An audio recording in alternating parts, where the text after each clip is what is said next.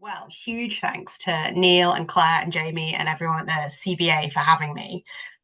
When Claire asked me to give this talk, I was quite excited because I had just published this new book called Archaeology for Today and Tomorrow with my amazing co-authors, Craig and Ollie. And it's a very academic book. It's not a book that I imagine the general public will buy, but it's a book that tries to think about what archaeology is for and what archaeology does. And so what I've tried to do this evening is to think about that for an audience of people who don't necessarily spend all day in a university, but instead are the kind of people who are interested, who go out to sites and who take part in digs and are engaging with the CBA. And I hope I'm going to have got the balance about right. So we're going to go on a bit of a journey. I'm going to start by thinking about, so obviously the series is called This is Archaeology. I'm going to ask you, what is archaeology for?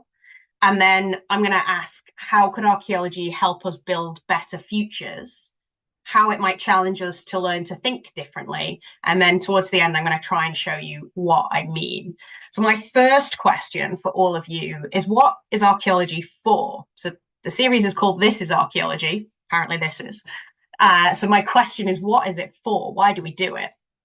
I think there are lots of different versions of archaeology and they all have amazing strengths and they do some pretty different things. So what is archaeology for? Why do we do it? Why do we invest time and money and joy and all of the wonderful things that we do in archaeology? So you might be saying that we do it in order to protect the past. So we want to protect things from the past that we know are underneath the ground. So here we've got a lovely image of Leicester Cathedral. It's having work done on it by the wonderful team at ULAS in order to understand the landscape around it ahead of construction. That's one reason we do archaeology, to protect the past, often in advance of construction work. Another reason we might do archaeology is to understand the past. We want to know better what people's lives were like, where they lived and what they did and how they thought about things. So it might be that the reason you're interested in archaeology is because you want to understand the past. And from that understanding of the past, for some people, archaeology is also about understanding ourselves as well.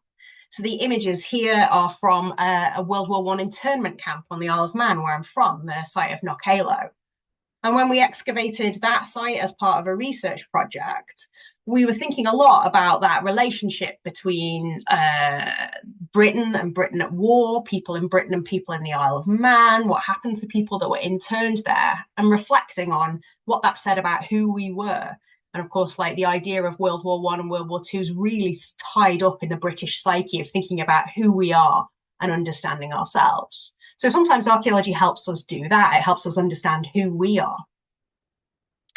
We might also think about archaeology as being about a way to avoid things that we've done in the past that were wrong, so that we might avoid making the mistakes of the past. That's a really frequent answer. I was the admissions tutor at the University of Leicester for a long time, and lots of students will write in their personal statement that they want to study archaeology so we can avoid making the mistakes of the past. So we might be able to see things that we think might not be just or that we're not happy with, and we can avoid acting in that way in the future. I actually think the best answer at times to why we do archaeology is because it's fun. And the one thing I can see in the chat right now is somebody saying that they're curious and that's why they want to do it.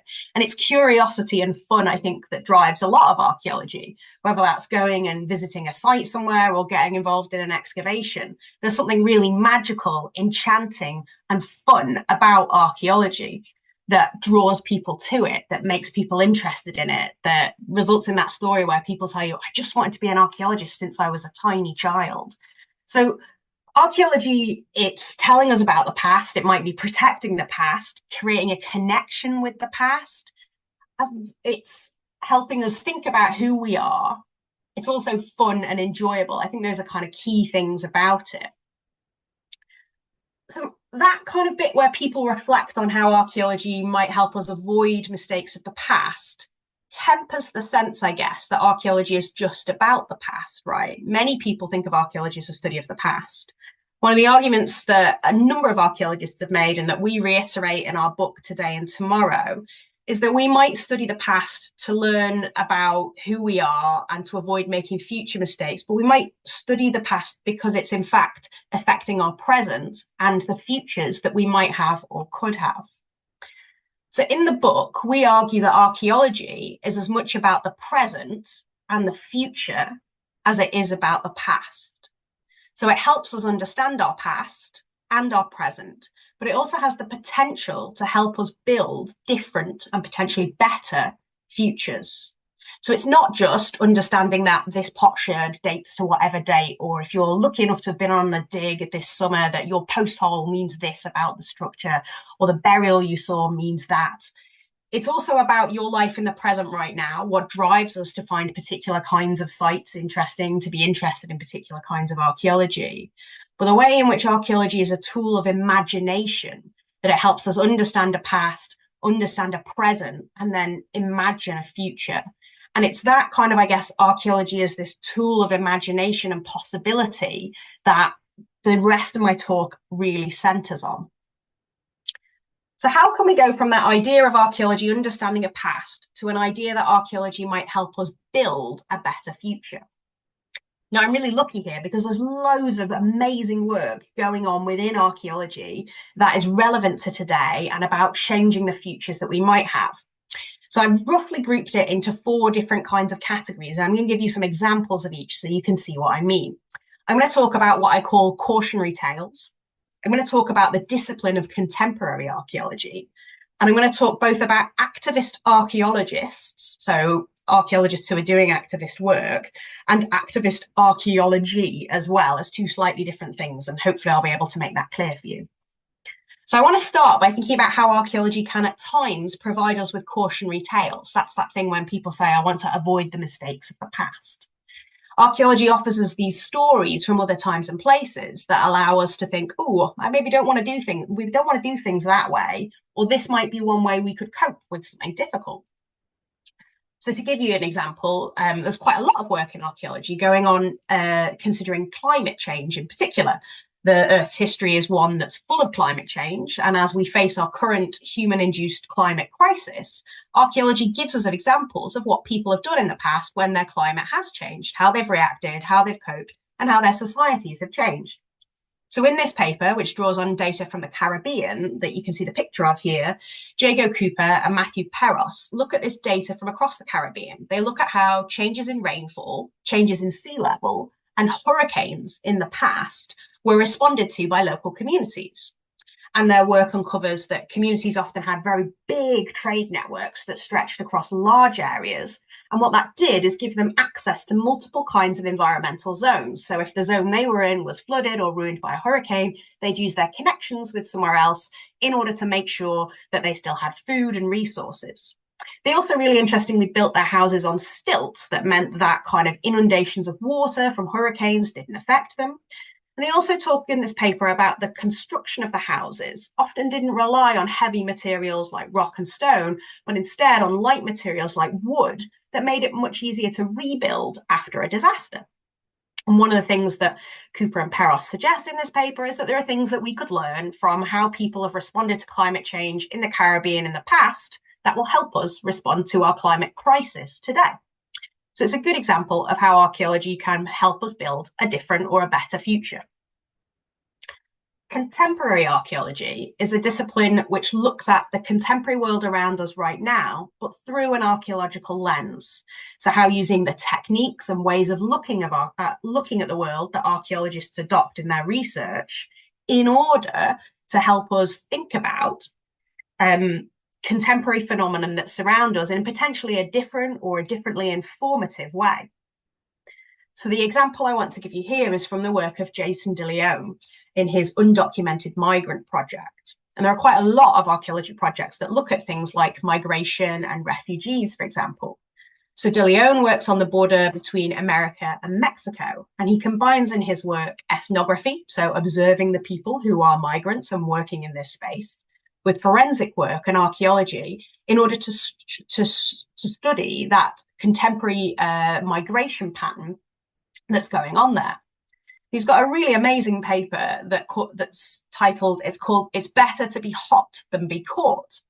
And in it, he studies this phenomena where migrants who are trying to cross the border between Mexico and the US often dress in really dark colors. So they wear like black jumpers and trousers and trainers in order to remain dark in color, because they believe that if they're wearing light colors, they'll be caught by the border patrol. And this has taken so far that De Leon reports examples where migrants take their water bottles and they cover them in black shoe polish, or even buy a black water bottle in order that it won't be bright and shiny and they won't be caught by the border patrol. Those black water bottles make the water heat up more and more. And if they get into trouble where their body temperature is overheating as they try and make the crossing between Mexico and the USA, it increases actually their likelihood to die. On the other side of this, that's particularly tragic, that De Leon identifies, is that border guards themselves spot people dressed all in black, carrying black accessories, and identify them as much more likely to be migrants. De Leon's work is really interesting here. It's looking at this relationship between the US state and what's going on with its migration enforcement between Mexico. It's looking at kind of that poverty differential between the two sides and thinking about both the economies that are springing up as a result of migration, the ways in which migrants are being affected by the desert. It's all kind of archaeological work in that it's focused on the objects. He studies the kind of stuff that gets dumped near the border as people make the crossing or don't. It's a really fascinating example of thinking about the ways in which borders create modern forms of archaeology and how archaeologists might be able to intervene in that space. To give a different example, my activist archaeologists, when I talk about that, I'm talking about people in the profession who are working to make archaeology as a profession better. So I've got some examples of different kinds of organizations and campaigns that have happened in archaeology to improve conditions. So the Seeing Red campaign was an amazing campaign that fought to, well, it's still working to get better provision for people who menstruate when they're on site. Similarly, the Respect Project by the Badger Group is all about making archaeological sites more respectful places and where there's less bullying and harassment. So we've got archaeologists who are concerned with making it better for archaeology. We also have archaeologists who are concerned with tackling other kinds of problems in archaeological ways or through archaeology. So Rachel Kiddie's work on homeless heritage, I'm going to discuss in a bit more depth in a minute. On the other side of the screen, I've got Operation Nightingale and Waterloo Uncovered, which might be familiar to some of you. They're projects that use archaeology therapeutically in order to help injured service people and people who've been involved in the military in all kinds of different circumstances, and using archaeology as a form of therapy. And there's a lot of research on that. And indeed, the idea of archaeology being therapeutically prescribed is currently kind of on the up, alongside you might get prescriptions of things like gardening from some of the from some GPs. We're wondering about the way in which archaeology can be used in this space too, to make people's lives better. I want to talk about Rachel Kiddie's work for a minute, because I think it's really amazing. Rachel Kiddie did her PhD looking at how approaching homelessness through an archaeological lens might allow us to understand homelessness differently, might allow us to be more compassionate to homeless people, and might allow homeless people to have better lives. So she did stuff where she worked in both Bristol and York, and she explored those spaces with homeless people in order to understand the landscapes in the way that they did, to understand how they make their own homes and how they understand space in cities, very different from how homed people do the same thing.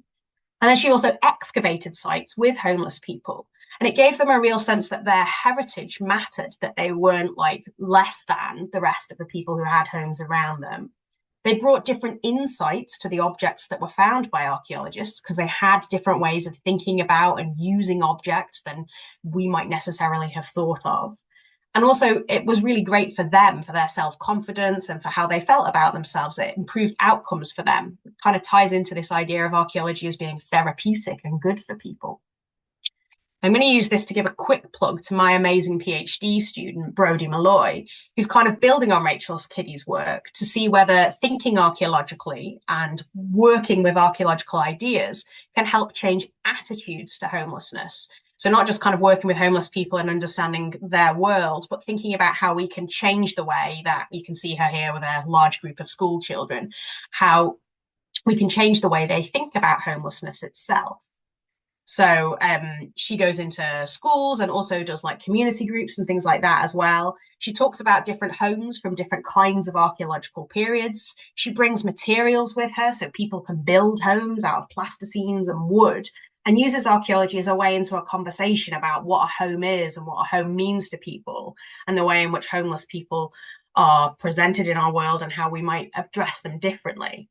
You can see in these examples archaeology doing really cool stuff that's definitely about the future, the right now, not just about the intricacies of when does my Roman pot date to, but how can archaeology engage with people today who might not even be all that interested in it. So we can see here that there's lots of archaeological work that focuses on learning from the past, but in fields like contemporary and activist archaeology, archaeologists are often explicitly concerned with understanding the present and improving lives into the future. All this work's really cool, but the argument that we make in our book for today and tomorrow is slightly different. We say that all of this is fantastic and we should keep doing it and it's amazing, but there's also something else that archaeology has to offer us when we're thinking about building a better future, and something else that archaeology can be doing for us. And that thing, we think, is that it challenges how you think. And it demands that you think about things differently than perhaps you do in your normal lives. So in the kind of this being called the This is Archaeology series, the thing about archaeology that grabbed me when I was actually quite young, really, and the thing that I still love the most about archaeology is the way in which it challenges me to think in really different ways. And I'm going to explain what I mean by that next. How can archaeology help us learn to think differently? So archaeology is this kind of conversation that we have. I'm calling it a conversation. It involves some material things, some digging, all kinds of different things. It's a conversation that we have with a world that's often really different than our own. Now, I think the world that we live in right now, we think that there are lots of really opposed views and that everybody's very angry with each other. And that's true. But globalization means that many of our experiences, whether right now you're up in Aberdeen or Cornwall or in Switzerland, a lot of your experiences of what the world is like are quite shared. And as a result of that, we actually think in relatively similar ways. Archaeology offers us a space where we encounter and explore worlds that are actually really, really very different than our own. Pre-capitalist societies, societies that don't have hierarchies or have completely different hierarchies, societies where humans and animals could be seen as equals, and societies where gender works in radically different ways. These are just some of the ways in which the past is really different than the present. And that real difference means that in order to do a good job of understanding what the past was like, you have to think in a really creative way. And in archaeology, we use theory in that process of thinking creatively, I would say. I'm going to show you a little bit more of what I mean. So I'm going to take you to the Neolithic site of Beckhampton Road, Longbarrow. And this is a Neolithic long barrow. Long barrows, generally speaking, we say that they're used to bury communities of the dead in, often big, upstanding sites that you can visit in the landscape. And we think of them as burial sites. Beckhampton Road Neolithic Long Barrow contains no humans. Not a single human was buried at this site. Instead, 3 cows were buried in this massive monument. It's huge. You can see the scale along the bottom here in meters. This is 10 meters on this bit here. Massive, great big long barrow. Tons of time and effort and sweat and toil goes into building this long barrow. And then it's not a human that they bury in it at all. It's 3 cows. One of those cows was almost certainly poleaxed over the head. And the poleaxing to the head knocked the cow unconscious. We can tell this from the trauma to the skull that we've got from the excavation. But the cow somehow recovers from this and goes on to live. So they've attempted to kill this cow and it lives. And that cow is kind of the centerpiece of this barrow. How do we as humans in the 21st century, living where we do, understand a massive monument built to 3 cows, 1 cow that appeared to have come back from the dead? I would say that in order to get how we understand this, we have to think about the world in a really different way. We have to consider the fact that cows might have been seen as family members or equal to humans. And that's really different from how we think about the world today. So you can see here the way in which archaeology pushes you on often quite mad thought experiments to work out how you can understand the past. And it provides you with materials that encourage you to do this. If you're looking at this massive long barrow that's been built effectively to honor 3 cows, you've got a material problem there that you've got to use your brain to think around, and you've got to think differently to understand and interpret it. So archaeology presents us with these worlds that are really different than our own modern capitalist experiences. And to understand these, the material traces that we excavate, we have to learn to think really differently. Archaeologists are creative thinkers. It takes a lot to go from having 6 potsherds, a bit of flint and a post hole to telling somebody what life was like 5,000 years ago. It takes a really creative form of thinking. It takes that kind of journey that you go on to imagine a world that isn't at all like your own. At this point, you might be thinking, okay, Rachel, I guess, but I still don't really get what you mean. And I'm going to move on now to talk a little bit about this with a concrete example. I'm going to try and show you what I mean with this by talking about leadership specifically. So I'm going to talk about leadership in the past, in the present, and the future. And it draws on a specific chapter from the Today and Tomorrow book. So in this book, we define a leader as somebody who takes you with them and makes you part of their project. There are loads of different definitions of leadership you can adopt, but this is the one that we use. Think about those people that take you with them and make you part of their project. Who gets to be a leader then? So today in our world, we can look at the UN statistics from literally the 1st of October this month, show that there are only 29 countries where 30 women serve as the head of state. And at the current rate of gender equality, the highest positions of power won't be reached by gender equal balance for another 130 years. And there are only 19 countries that have a woman head of state.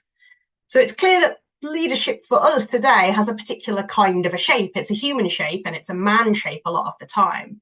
And when you ask people to think about leadership, they often think about an elected official, so a prime minister or a president, and they often think about an appointed director, Neil Redfern. He's the director of the CBA.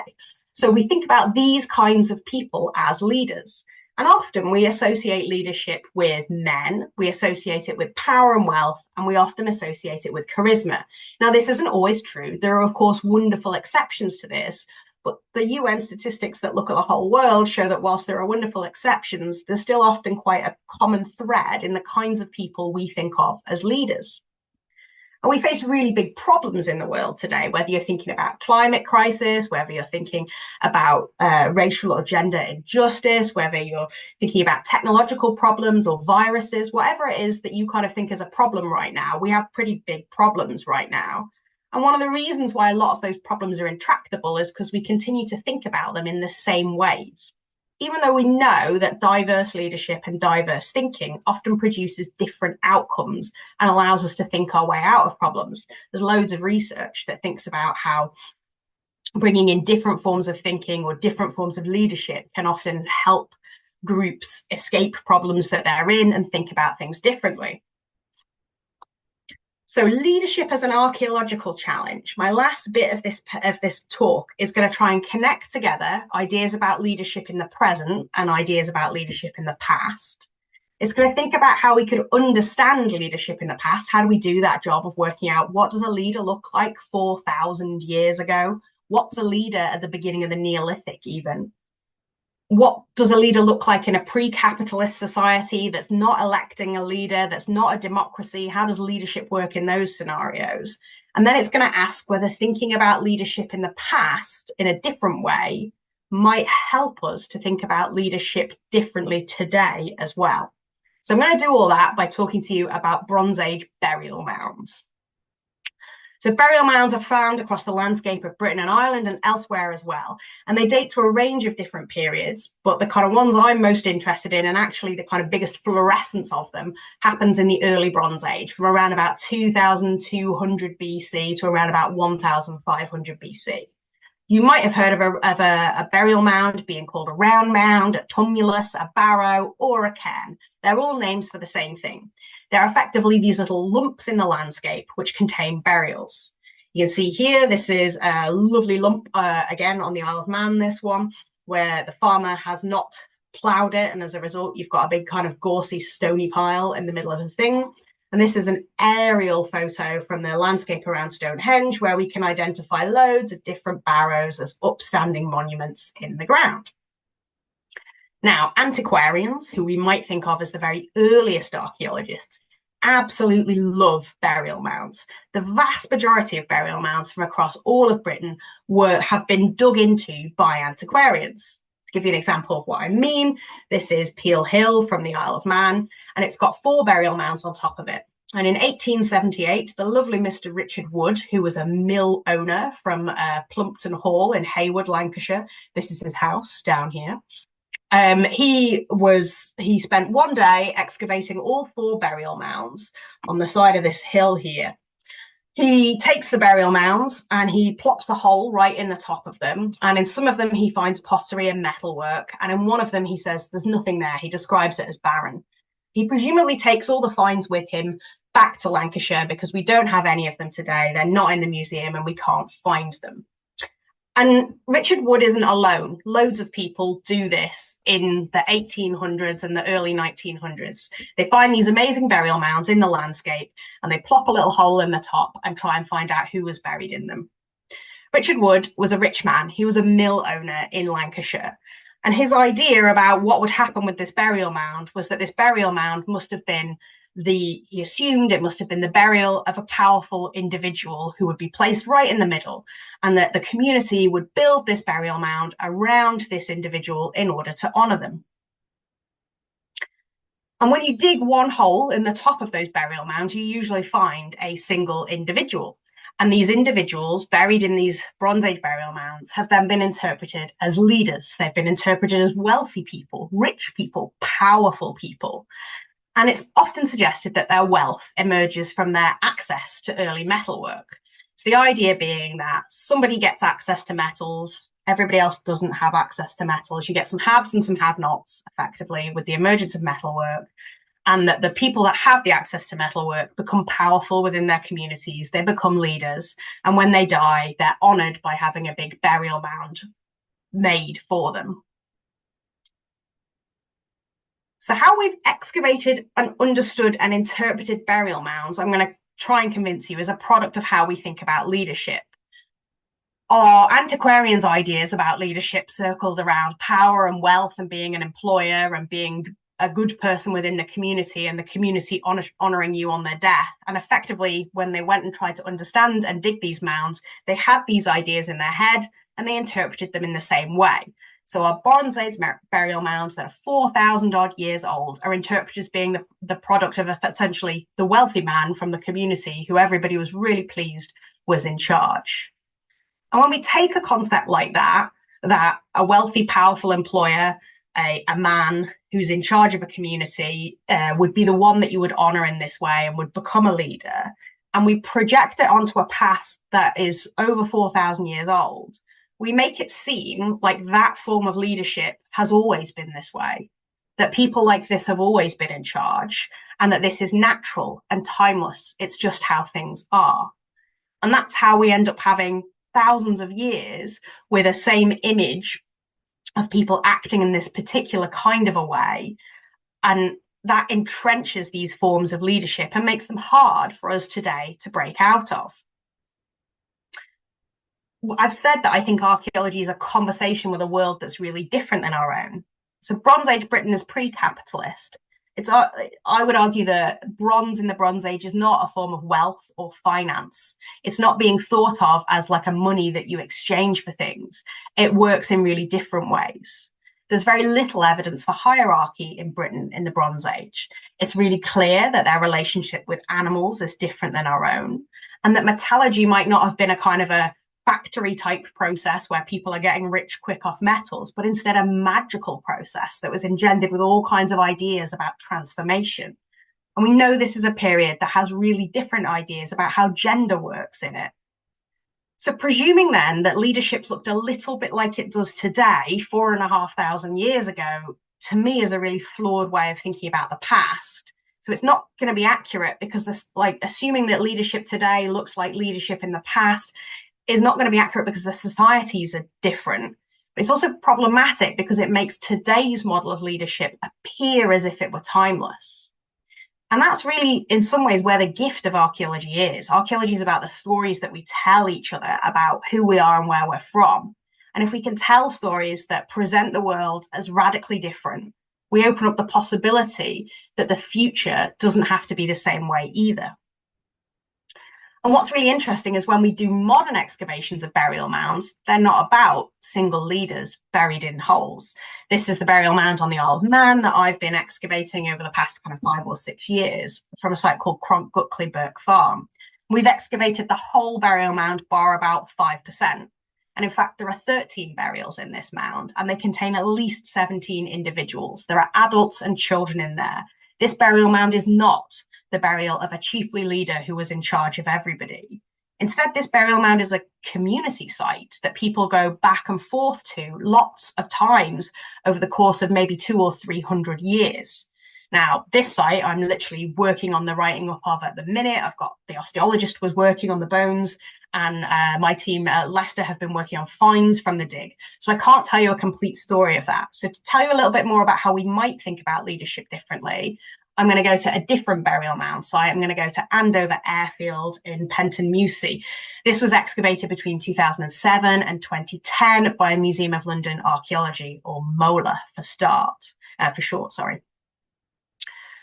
So at Andover, you have a landscape that contains 7 burial mounds.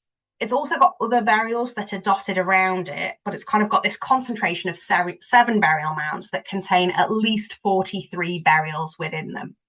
And when we look at the dating of those burial mounds, they stretch over 100 to maybe 220 years. And if you look at some of the pottery, it's possible that the interaction with this burial landscape is going on over maybe 300 or 400 years, actually. And the burial mounds contain different kinds of burials. There are cremations in some of them. There are inhumations in others of them. They're buried with different kinds of pottery, as you can see on the screen.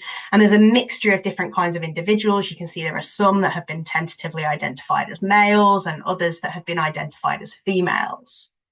I guess if you looked at the plan of this, you might say that the barrow up here that's labelled structure 1 is maybe the biggest barrow. Perhaps that was the most important, you might guess, maybe. But actually, the kind of the 5 main structures here and the other ones that make up the kind of cluster of 7 key ones, they're not all that dissimilar in size.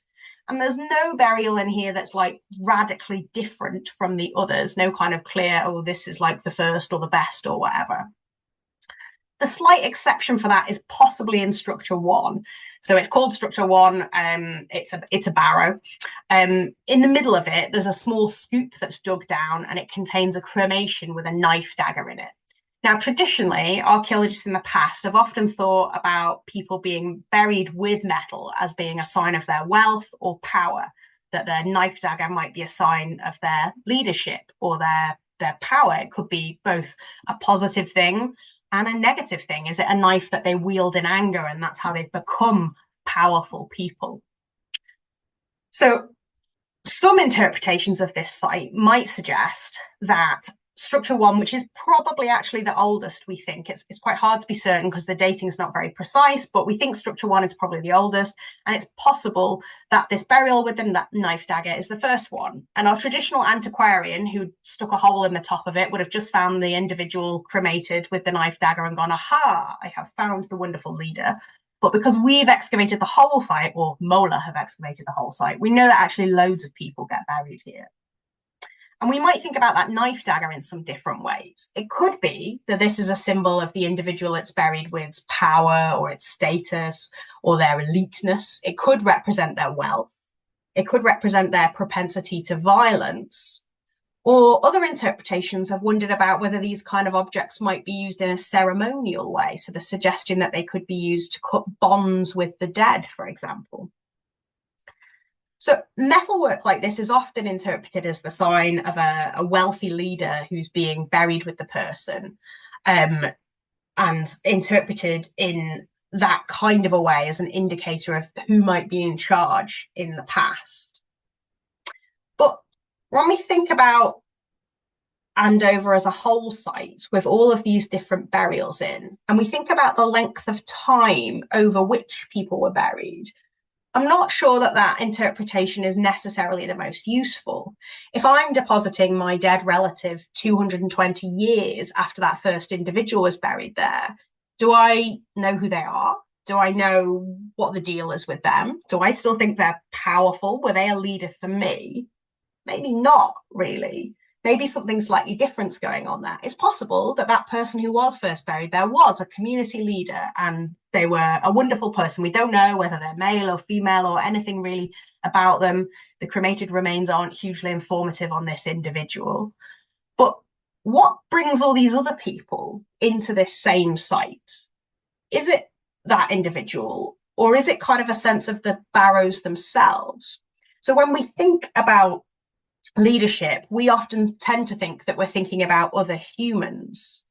But I want to make a slightly more radical suggestion here, that for some of the individuals and the community that made Andover, the leader wasn't the person buried with the knife, it was the site itself. That sometimes architecture and sites attract us to them, they pull us into their projects, they make us go back to them. If you live in a house, you've probably experienced this. Just before I did this talk, the light above me went. I had to go and sort the lighting out for the house. You might have to paint the door or maintain the walls or call the plumber. The building brings you into its project, and it's in some ways a form of leadership that's going on, a non-human kind of a leader.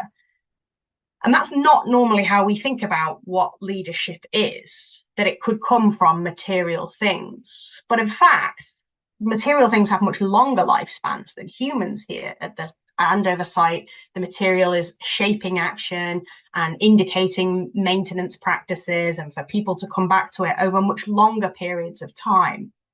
And so buildings in the material world actually offer, I would say, a form of leadership where they require maintenance, they draw you into them, and they shape decisions of communities. And this is important for us to think about in the world of today and in the world of thinking about a future. And when we think about today, we can think about the way in which the layout of cities draws you into them, and it might require that you need a car or a transport mechanism. And we can think about how those mechanisms might create pollution and how that might have an impact on health and have an impact on climate crisis. We can think about the ways in which that material world is doing stuff that in some ways at times feels almost uncontrollable by us humans. And it shows us that leadership operates in really different ways. Leadership need not be positive or negative. It can be bits of both all of the time. I think that realization that it doesn't have to be a powerful, wealthy, charismatic white man, but that it can be something else. The past offers us that. It offers us stories of amazing women that did fabulous things, of Black people and slaves that led amazing lives. It also tells us stories about monuments that shaped actions over thousands of years. Stonehenge is a brilliant example of that. A monument that draws people in again and again and shapes human action again and again. So it encourages us to think in ways that are quite challenging. If I'd asked you at the beginning who is a leader, who knows, you might have told me it was Keir Starmer or Joe Biden. You might have told me it was your mum. You might have told me that it was the person who's in charge at your work. You're probably going to think of a human though. And archaeology tells us different kinds of stories, and it allows us to imagine different kinds of worlds. And for me, that's the most powerful thing that archaeology does. I can tell you the story about a burial on a site somewhere, but if I could encourage you to think differently about a particular problem. And in our book for today and tomorrow, we address things like leadership and climate crisis, homelessness. We think about types and categories and how that process of categorizing creates problems for us. So we address a range of kind of problems that we think matter, and we think about how archaeology might encourage us to think about that problem in a different way. And if I was to kind of dream anything for something that archaeology could do, if more people thought with the kind of creative wonder of archaeology, I think that'd be a really good thing and an exciting thing. So I hope that I've kind of been able to take you on a bit of a journey to make you think what archaeology is for, to show you that it's not just about the past, it's about the present and the future too. And then to kind of begin to make you think about how archaeology is actually being an archaeologist is a really challenging thing because it asks you to think in a really different way. If you imagine a world where cows might be equal to people, or you imagine a world where structures and religions work completely differently, then you have to do this kind of mad imaginative work to think really differently. And when we think differently, we can create better futures and better worlds. And that kind of is, for me, the power of where archaeology can take you. So with that, I want to thank the CBA for having me, and obviously Craig and Ollie, who've written the book with me, as well as people who pay for my research and collaborate on it there. And yeah, I'm happy to take some questions. I've seen some amazing things pop past my eyes in the chat that I thought, oh, that looks really good, but haven't actually had a chance to read. So I'm looking forward to looking at those at the end. I know Neil has said that he will send me them, which I'm excited to have a read. So yeah, thank you very much. Brilliant.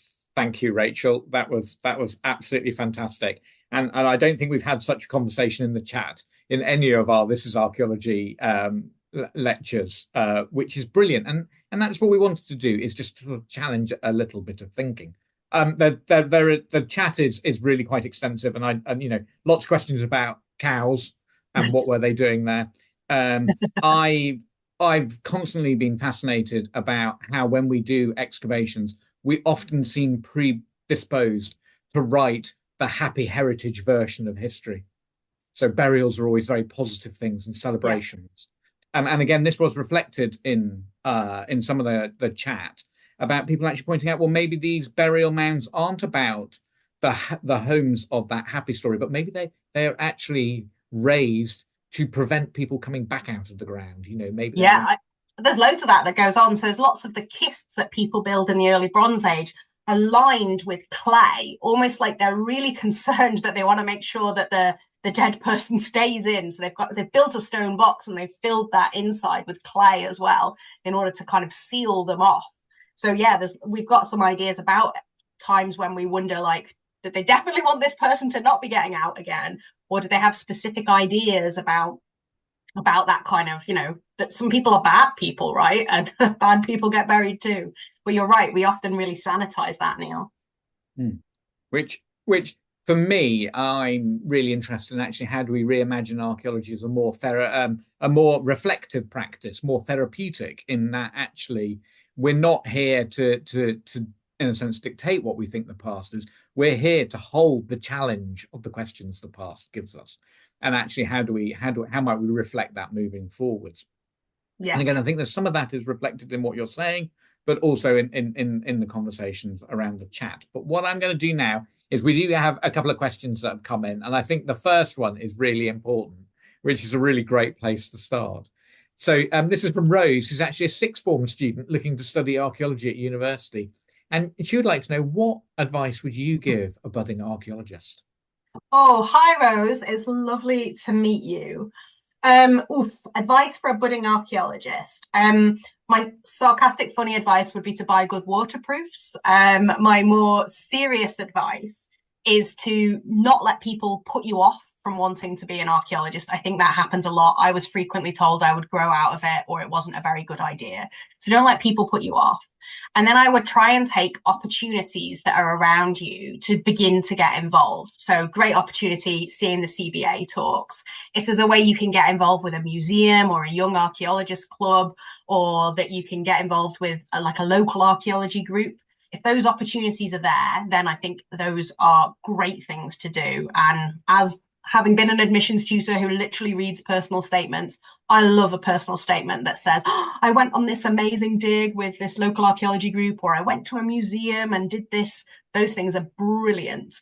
And if none of those things are possible for you, then reading about cool archaeology sites that interest you so that you can talk with people, that's the best advice. And when you get to uni, everybody else will be an archaeology nerd with you, and they'll be excited to hear your stories about the amazing things you've read. So stick with it. It's amazing and I love it. And I think probably the other 90 odd people in this feel similar. So there you go. Brilliant. Thanks, Rachel. Early on in the chat, when you posed that question, what is archaeology? Someone did put that it's about being curious, which is actually a really important value that I think actually runs through a lot of archaeology. being curious is about going out, getting lost, and thinking differently, Yeah. and going and exploring that. That there are no right answers in the stuff we're looking at. It's Yep. actually about how we're going to open our minds up to that. Great. Let's go. We've got a few more questions coming in. Please, everyone, do keep trying to put them into the Q&A for me, and I will read them out. So this is about your great. You're great. I really loved it, and I took this down. Thought experimentation. So, hi, Rachel. What do you think that archaeology has to offer to thought experimentation, as you've described it? What does archaeology have that anthropology doesn't? Do both disciplines offer the same opportunities for creative thinking? So, got two questions there. First one, thought experimentation. What does archaeology offer that anthropology doesn't? And then what about this issue of creative thinking? So I think archaeology does offer things that are different than anthropology, and I'm gonna I have a master's in anthropology, so I've spent some time thinking about this myself. I'm going to say that archaeology offers potentially a slightly more creative space because in some ways you're not hampered by the opinions of your informants. You're instead left with a set of material remains in which to interpret and understand the past through. And lots of people think of archaeology as like, oh, it's the lesser version of anthropology because you can't go and talk to the people and you can't understand what they thought or what they were doing at that time. I'd say that it's not that at all. It's something different that you do through these material traces instead of like the conversation with an informant that an anthropologist has. And that creates different forms of interpretation and a different space for creativity in that you aren't being buffeted between different opinions, but instead looking at a material record. And I think the other thing is that for me, the potential variety of the past is even greater than the variety that the anthropologist meets in the present, in kind of pre-capitalist societies, in spaces with really very radically different ideas about things. So I think it offers a big think space, if you like, and a think space with a different set of kind of materials that you're playing with, literally materials, it's post holes and pots and things, rather than here's the transcript of my interview with this person. So yeah, I think they both offer great creative thinking spaces. I just think they're slightly different. So hopefully that answers your question, Andrea. Perspective and variety. Yes, there you go. That was absolutely. Thank you very much indeed. Okay, so next up, given the depth of thinking needed for archaeological theory and needed to understand archaeology and the past in the way that you are describing, how can we facilitate archaeology breaking out of its boundaries and being an active force in our modern societies? Okay, Andy, who I think is one of my students, unless there are two Andy Coops. Cheeky. So yes, and I mean, I'm guilty of this in that I wrote an academic book about it rather than a book for the general public. But I think there are some clues in what I did today. So it sounds like from what Neil said that when I gave you that example of the long barrow with the cows rather than the humans buried in it, that people were really interested in that and they picked up on it and began to have some thoughts and some chat about it. I think when you use examples like that and you present them to them where you say, we're not going to think about it that these were like some cows that were there for meat for people to eat. How can we think about it differently? You're giving people the material to think differently with. And we know that the general public's often really fascinated by archaeology. It's probably why you're here, right? You saw a dig on TV, you watched Time Team or Digging for Britain, and you found it fascinating. And so it has an ability to grasp the imaginations of people. And I think there are stories that we tell that really grasp imaginations. And then it's taking that moment and not doing the predictable thing. It's not saying, this is the burial of the chief. It's telling that different story or encouraging people to work out their own story from it. So, giving you the burial of the cows and saying, what do you think's going on here? How do you want to think about it? Giving you some prompts along the way and hopefully allowing you to kind of do that. So I think that's how we do it, because I think archaeology provides amazing imagination moments for people that let them into that space to think differently and to kind of consider the world in a slightly different way. I hope that kind of answers the question a bit, Andy. Rachel, that was fantastic. There are some brilliant. There's even more great stuff going into the chat, and which we can come back to in a minute. But one of the things that I am really keen is that these lectures start to explore what this actually means, and the realization that anyone can join in this conversation. And so, for me, one of the conversations I've got in my head at the moment is actually re-articulating archaeology and archaeologists as the therapists of deep time. So, Ooh. so actually, what we're exploring is not the authenticity of the past, but we're actually exploring how we understand some of the trauma that is actually held by the past, and what questions do we need to ask of that material to understand where we are in the present. So it's about this reflective practice. It's about conversations. It's about realizing that you can have these really disparate ideas but still successfully hold a space together to discuss them. I like that, Neil.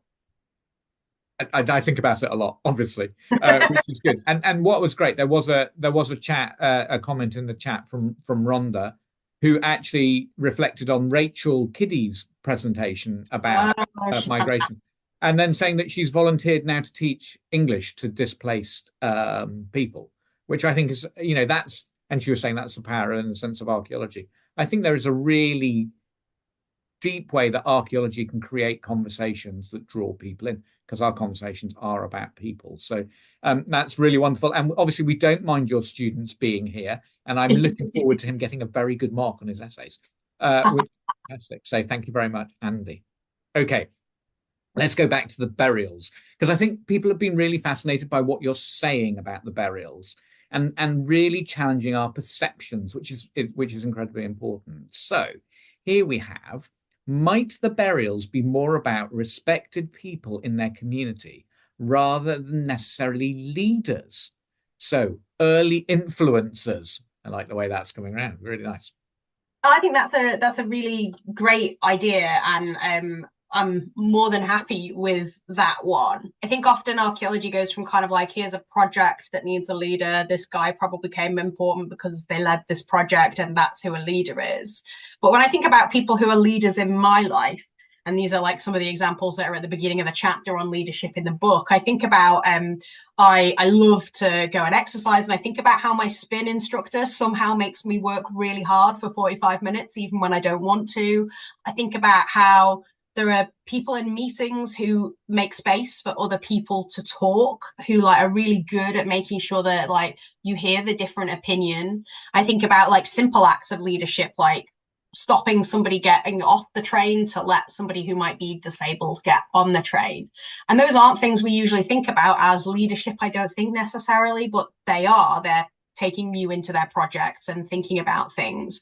And I for as much as the individuals buried in these sites aren't necessarily wealthy elites, but they're presumably people who are respected, or at least some of them are. We might also have our burials of bad people to think about there, but at least some of them are respected, and their community respects them enough that they wanted to treat them in this way. And I think that's, yeah, an influence is not a bad way to think about it in some ways. Yeah, cool.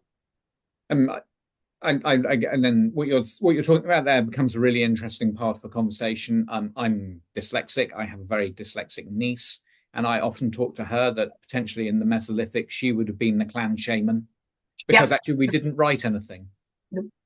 But yeah, so actually we had to communicate orally, and she's one of the most engaging oral communicators I've ever come across. Yeah, she captivates, she holds, so again, it's actually about how do we reimagine leadership through time in different ways. Leaders weren't always having to take necessarily the decisions like we sometimes feel we have to today. I've also been really struck about how the world has changed since COVID, and how we've, in a sense, shrunk. We're all doing so much more quickly. Yeah. And what does that mean in actually how we understand the impact of everything on people's lives? So what does leadership with empathy start to look like? Where actually you need to allow people to hold multiple issues and conversations and challenges at any one particular time. So actually, for me, what you're starting to talk about is this complexity of society, that actually where we actually exist today, we live in this space. So how does this actually, how can archaeology again really be a conversation that helps that. Yeah, the first burial that went into the site I've been excavating on the Isle of Man, a long time, she taught me, a volunteer who came to site a lot and taught me to dig when I was about 15 years old. She's a retired nurse. She went away and wrote a story about how that person had perhaps been somebody who cured the sick, and that was why this burial had been built for her.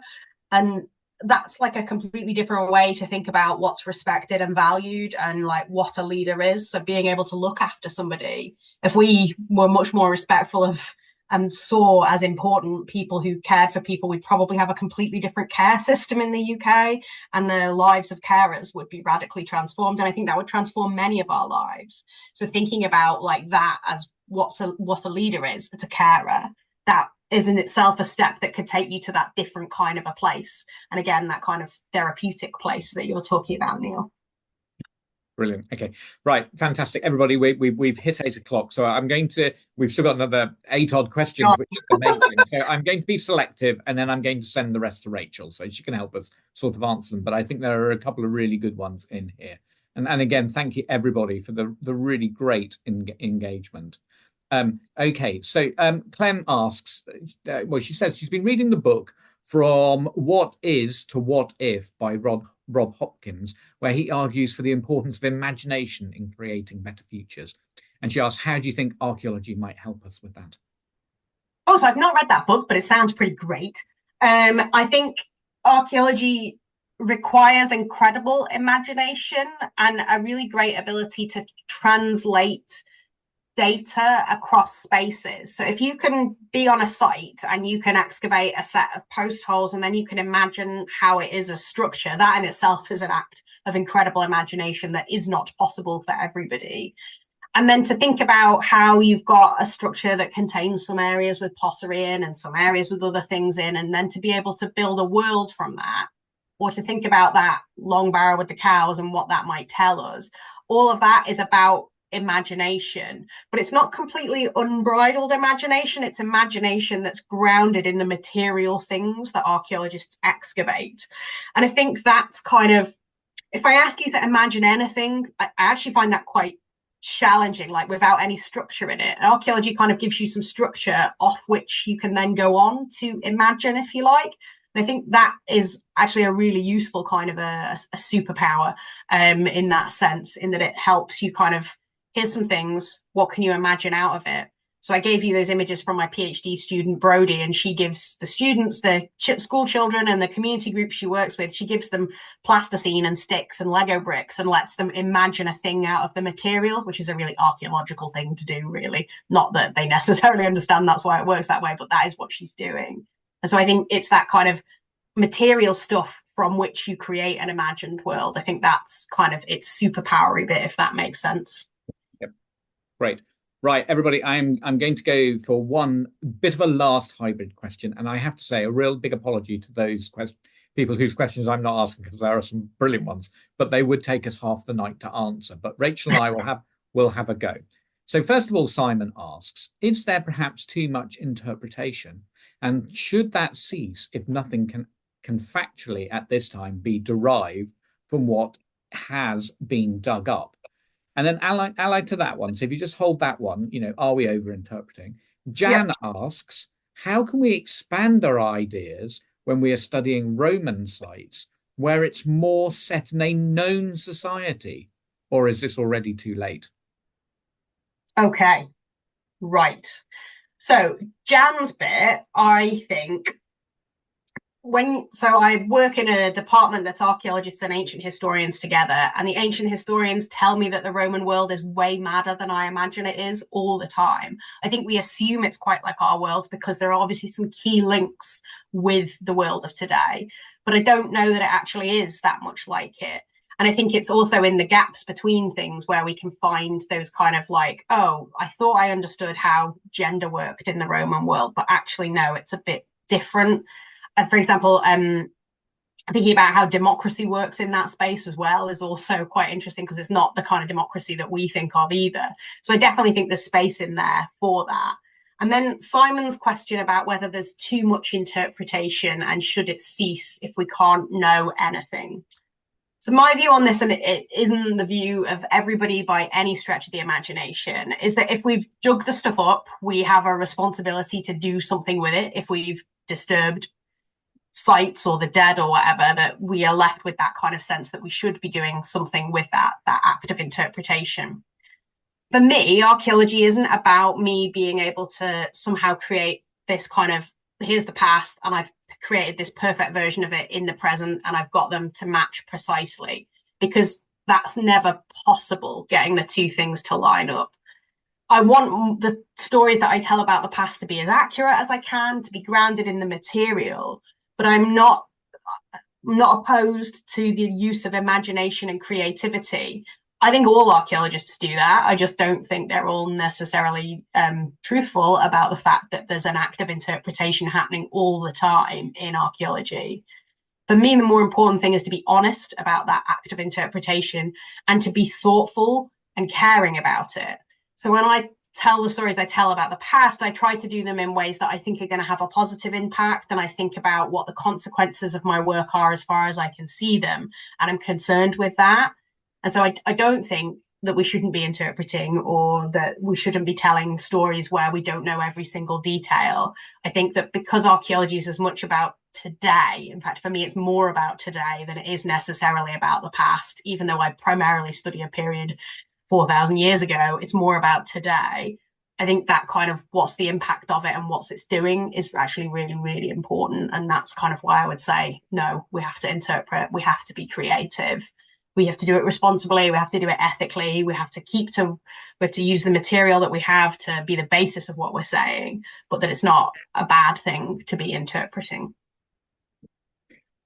Rachel, thank you so much indeed. Everybody, thank you for all of your questions. Thank you so much for actually putting everything you did into the chat. Please do just keep adding your thanks to Rachel in the chat there. But before you go, we're going to drop in a short feedback survey into the chat, and we'll also send this to you. So again, we're really interested to hear what you think about our This is Archaeology lecture series, what Rachel's had to say. Again, it's been wonderful to have so much interaction and conversation about going on. We're really keen to know what you might want us to focus on in future This is Archaeology presentations. Please do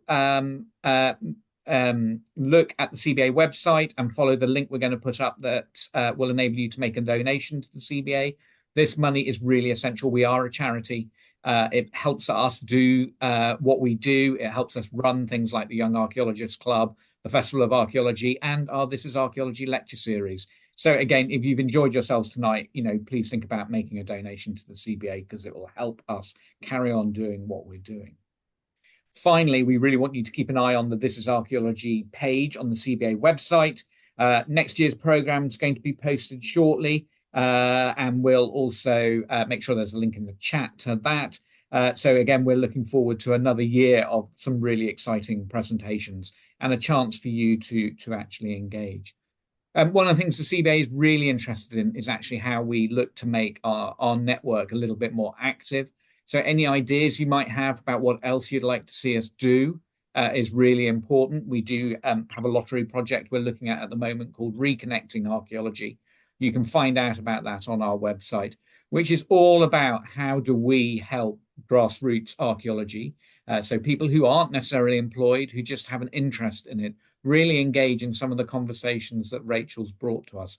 I have to say, yes, you write a theoretical book, but Rachel, you do explain it really beautifully and really, really in a manner that allows us all to feel that we can engage in that conversation. And that is the most important thing. Thank you very much. That's very kind. A huge thank you to Rachel.